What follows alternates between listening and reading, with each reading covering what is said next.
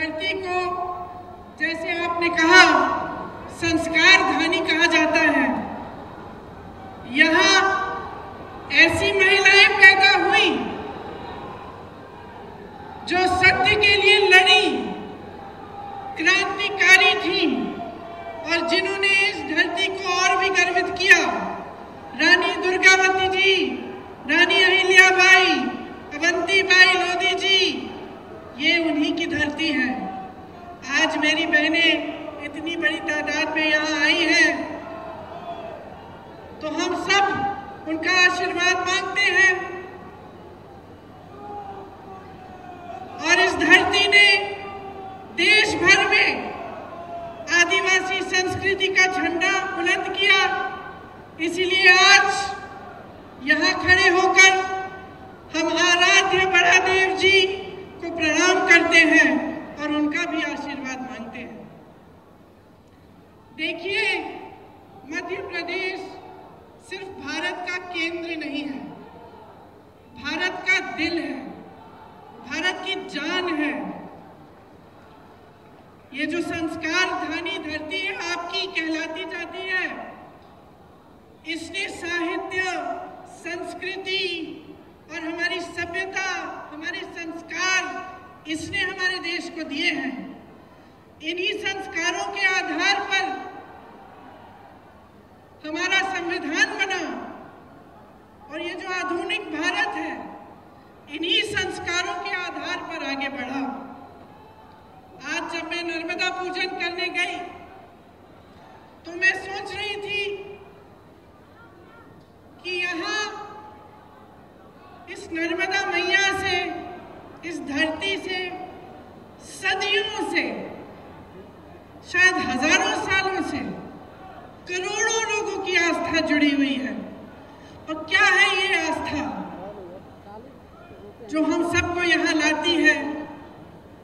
हम सब नर्मदा पूजन करते हैं, हमारे दिलों में वही भावना होती है जो भावना सदियों पहले उन लोगों में होती, उनके दिलों में होती होगी जो यहीं पर आके नर्मदा पूजन करते थे। मैं सोच रही थी कि ये जो आस्था होती है धर्म में, इस तरह की आस्था राजनीति में भी होनी चाहिए। इस तरह की आस्था नेताओं के दिलों में पब्लिक के प्रति, जनता के प्रति, देश प्रदेश के प्रति होनी चाहिए। और जिन्होंने हमारी स्वतंत्रता की लड़ाई लड़ी, मैं दावे के साथ कह सकती हूं कि उनके दिलों में इस तरह की आस्था थी। सब कुछ न्योछावर करके कभी कभी कुछ लोगों ने अपना जीवन दान दिया, कुछ लोगों ने अपने जितने भी घर थे, सब जितना भी उनके का धन था, सब कुछ दान दिया और हमारी स्वतंत्रता की लड़ाई में लड़े। तो वो तो इसलिए कर पाए क्योंकि उनके दिलों में एक आस्था थी भारत के लिए, भारत की जनता के लिए, हमारी स्वतंत्रता के लिए, हमें आगे बढ़ाने के लिए। तो आज की राजनीति में वो आस्था क्यों नहीं है? ये कर्मकांड क्यों बन गया है कि चुनाव के समय आकर घोषणाएं हो जाती हैं, तमाम आपको वादे किए जाते हैं, लेकिन उन वादों में जो वादा करता है उसकी खुद की आस्था नहीं है, उसकी खुद का विश्वास नहीं होता, करके चले जाता है।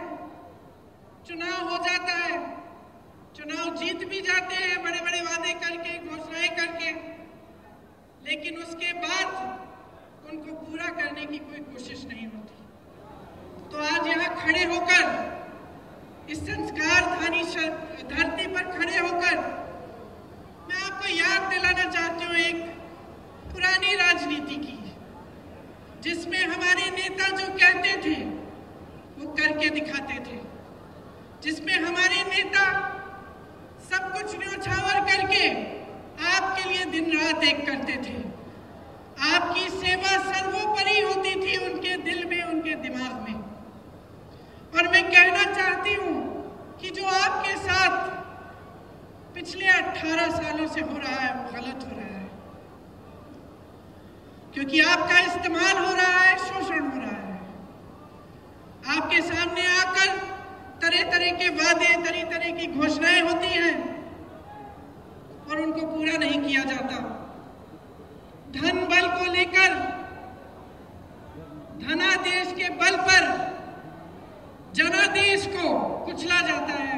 आपको याद है, यहाँ पिछले चुनाव में हमारी सरकार बनी थी, आपने बनाई थी, लेकिन जोड़ तोड़ करके, पैसे लगाकर, हर तरह की चीजों को करके भाजपा के नेताओं ने हमारी सरकार तोड़ी और अपनी सरकार बना दी।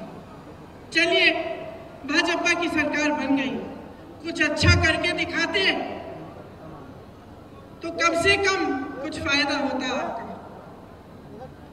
लेकिन मुझे खुद ताज्जुब हुआ, आज मैं अपने नोट पढ़ रही थी यहाँ आने के लिए, भाषण देने के लिए, तो मैं पढ़ रही थी कि कितनी बेरोजगारी है, कि शिक्षा के कोई संस्थान नहीं खोले, महंगाई कितनी बढ़ गई है।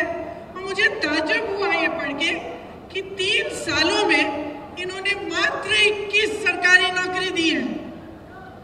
तो मैंने अपने ऑफिस को फोन किया, मैंने कहा ये गलत होगा, सही नहीं हो सकता ये आंकड़ा, इसको चेक करो, क्योंकि मैं मंच पे बोलूंगी तो गलत चीज नहीं बोलनी चाहिए मुझे। मैंने 3 बार ये आंकड़ा चेक कराया और 3 बार ये जवाब आया कि ये सही आंकड़ा है, कि 3 सालों में मात्र 21 नौकरियां दिलवाई हैं। ये किसकी सरकार है और कैसे चल रही है? और आप अगर आज जागरूक नहीं होंगे और आप ये समझेंगे नहीं कि ये जो रिश्वत राज चलाया है इन्होंने, जिसकी वजह से जब आपको कुछ भी चाहिए होता है, चाहे आप नौकरी के लिए जाते हैं, चाहे आप छोटे से छोटे काम कराने के लिए निकलते हैं, तो आपको रिश्वत देनी पड़ती है। तो ये जो रिश्वत राज है इनका, जो घोटाला राज है इनका, इसको अगर आप आज बंद नहीं करेंगे तो आपके भविष्य को क्या होगा? ये सवाल आप अपने आप से पूछिए। घोटाले पे घोटाला हो रहा है यहाँ मध्य प्रदेश में। राशन का घोटाला, स्कॉलरशिप का घोटाला, व्यापम घोटाला, शिक्षक पात्रा भर्ती घोटाला, पुलिस भर्ती का घोटाला, खनन घोटाला, कोरोना घोटाला, बिजली विभाग का घोटाला, ई टेंडर का घोटाला, टीवी सेट वितरण का घोटाला, कितने सारे घोटाले हैं। इतनी लंबी लिस्ट है घोटालों की कि जो मोदी जी ने वो गालियों वाली लिस्ट निकाली, उससे लंबी तो ये लिस्ट है।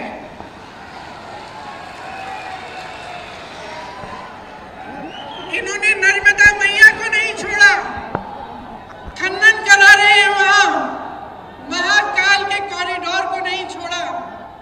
एक पुजारी जी है महाकाल के, मेरा उनसे संपर्क है, उन्होंने मुझे वीडियो भेजा कि तेज हवा चल रही है और जितनी इमारतें इन्होंने बनाई है सारी गिर रही है, क्योंकि उसमें भी घोटाला किया, उसमें भी किसी ने पैसे खाए। तो कहाँ रुकेंगे ये लोग? और जो आपकी संस्कृति है, जो यहाँ के संस्कार हैं, उनका आप याद कब दिलाएंगे नेताओं को? ये मैं आपसे पूछना चाहती हूँ। 220 महीनों के शासन में 225 घोटाले किए हैं इन्होंने। तकरीबन हर महीने एक नया घोटाला कर रहे हैं। इससे आपके जीवन पर क्या असर पड़ता है? कभी आपने सोचा है? हम सब कहते हैं, टीवी पे देख लेते हैं कि चलो घोटाला हो रहा है, कोई पैसे कमा रहा है, कहीं पे कोई नेता अपना बड़ा बड़ा महल बना रहा है, तो हम ये भी सोच सकते हैं भाई हमारा क्या, वो कमा रहा है, ठीक है कमा रहा है। लेकिन इसका बहुत बड़ा असर आप पे पड़ता है। जो भ्रष्टाचार होता है, इसका सबसे बड़ा असर पब्लिक पर ही पड़ता है, क्योंकि जहाँ पे सरकार का ध्यान होना चाहिए, मंत्रियों का ध्यान होना चाहिए, वहां से ध्यान हटता है। सिर्फ जब लूट और सत्ता में ध्यान रहता है तो पब्लिक का ध्यान नहीं रहता। जहां विकास के कार्य करने पड़ते हैं, पैसे उनमें डलने चाहिए, पूंजी उसमें डलनी चाहिए, वो नहीं डलती। जब अपने लिए पैसे लूटने पे पड़ जाते हैं नेता, तो पब्लिक पीछे छूट जाती है, आपकी जरूरतें पीछे छूट जाती हैं, और जो कार्य होने चाहिए आपके लिए वो नहीं होते। 18 सालों से ये सत्ता में है, तो आप सोचिए, जब इतने सालों से कोई सत्ता में रहता है तो एक आलस सा हो जाता है। वो सोचता है कि वो कभी सत्ता छोड़ने वाला नहीं है, कि वो निकलेगा नहीं सत्ता से, और ये इनके व्यवहार में स्पष्ट दिखने लगा है। जैसे कुछ दिनों पहले यहाँ आकर उन्होंने एक महिलाओं के लिए एक अनाउंसमेंट की, तो इसलिए की क्योंकि 6 महीने में चुनाव आ रहा है।